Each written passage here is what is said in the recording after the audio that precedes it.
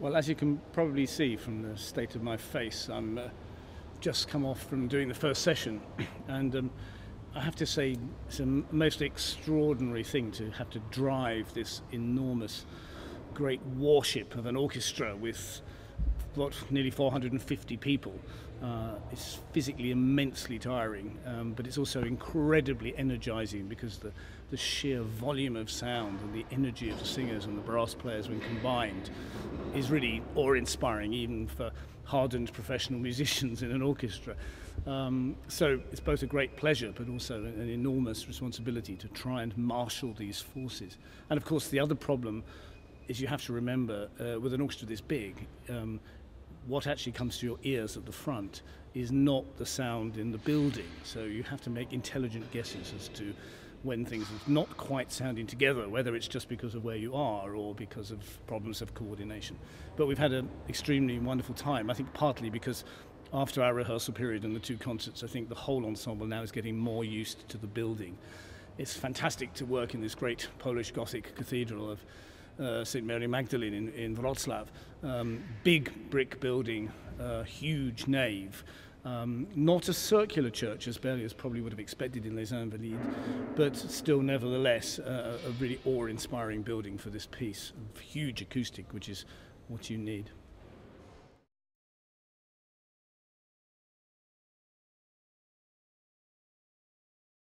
It's not really an orchestra, it's one enormous orchestra plus four small orchestras, four brass orchestras. There's a total of, I think, 70 or 80 or 90 brass players in the whole ensemble, and the four brass orchestras play in selected moments from different parts of the main body of instrumentalists. So you get this extraordinary quadraphonic sound as the last judgment is called and the trumpets call from all corners of the stage. And then, of course, we have this quite magnificent choir of 200 people, half British, half Gabrieli Consort, and half Polish, the Wrocław Philharmonic Choir. We've been working together now for 2 or 3 years, and with great success and great joy, sharing our combined expertise, exploring sometimes the differences in our vocal culture, which are often quite large, but nevertheless, it's a wonderful experience to work with the young singers, mainly young singers from the Wrocław Choir, and our own singers, and to exchange ideas and to work collectively on a piece such as the Berlioz.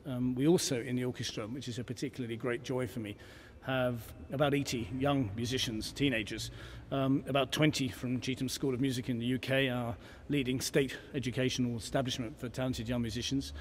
Gabrieli's have worked with them for several years, and this is the first time we've worked with the brass team. All the brass players, I should say, are playing historical instruments from the 19th century.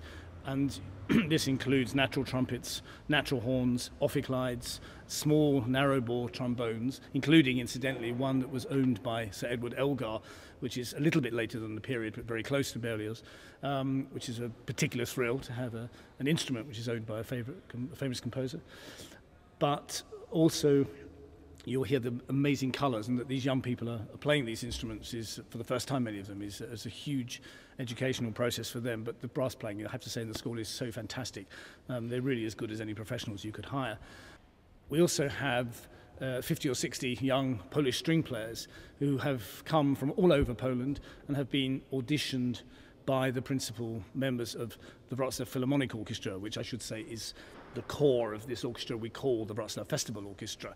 And this again has been an extraordinary pleasure for me to see such incredibly well disciplined and also such brilliantly well taught string players. The technique they have is absolutely wonderful, and I hope that they will have got an enormous benefit from the experience of working alongside professional musicians and to do the sort of punishing schedule that we've actually had to do to get this incredible piece on disc for everybody.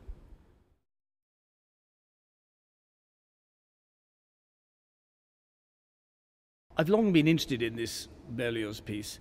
I suppose as somebody who calls his ensemble the Gabrieli Players, I was always interested in the idea of space, or what we call polychorality in music.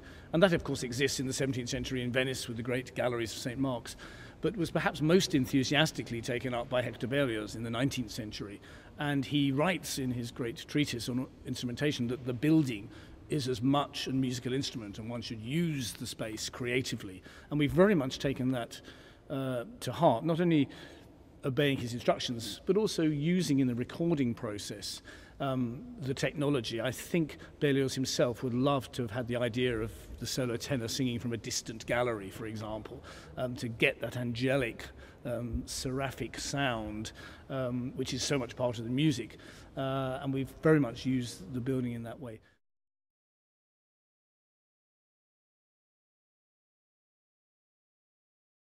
This piece is an extraordinary work. Of course, it's known for its vastness, but Berlioz, like the true theatre composer he was, knows that, you know, if you have a great trick, don't use it too often.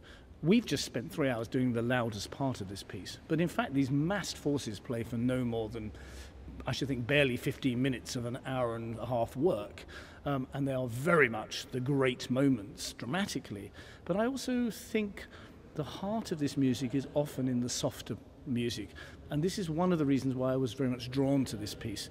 It's often sung by big symphonic choirs who are wonderful at singing loud music. What I'm trying to do here is create what I laughingly called the world's largest chamber choir, to work in great detail so that we can sing as a big choir, but very much with the detail and precision and tuning of a very, very good chamber choir. This is, I think, at the heart of our collaboration with the choir here. It's, if you like, crudely speaking, using some of these great big, slightly Eastern coloured voices, but also uniting a bit of choral discipline that we get in the English school, although sometimes that can be a little bit cold. And I'm trying to very much mix the two ingredients, and I think the Berlioz is a wonderful piece.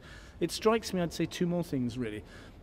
How much this piece is of its time. There's so much revolutionary music here, fanfares, brass music, drums, percussion. I mean, we have, as you probably know, 16 timpani players. The Dies Irae is very much a march.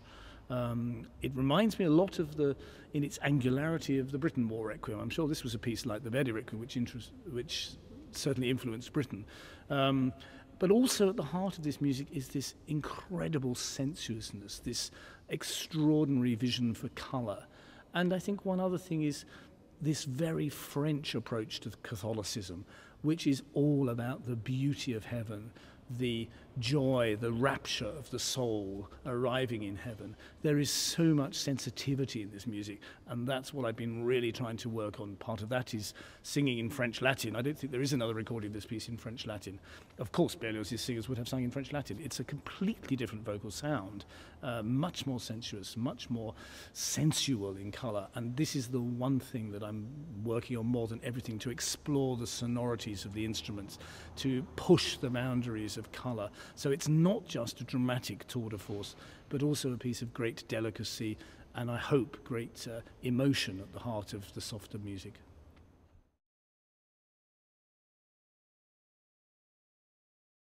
I think more than anything, I'm just really thrilled that we've managed to get this project actually to happen. Ever since I came here 2 or 3 years ago, we talked in some detail about trying to enable me to make records here and to make Wrocław more the centre of my recording work. And as part of a strategy to develop this new young choir we had, the Wrocław Philharmonic Choir, and also to work with Wrocław musicians alongside my own Gabrieli Consort Players, who are more well known internationally. But nevertheless, as you can imagine, in this day and age, to produce a recording which actually requires 450 musicians is a tremendous logistic and practical and, more than anything, financial undertaking. So I'm really thrilled that we have this fantastic energy here between the British musicians, the young musicians, and the Polish musicians who are the core of the orchestra. It's a great relationship, and I'm so happy and excited that hopefully this will be the first of many projects that we work together, and to pay tribute both to my general director of the festival, Andrzej Kozendiak, who has allowed me to have this fantastic, crazy idea, and also to the mayor of the city, Rafał Dukiewicz, who's a wonderful lover of music and a great supporter of the festival and me personally. So I hope this recording has all the success we deserve, because they deserve it more than anybody.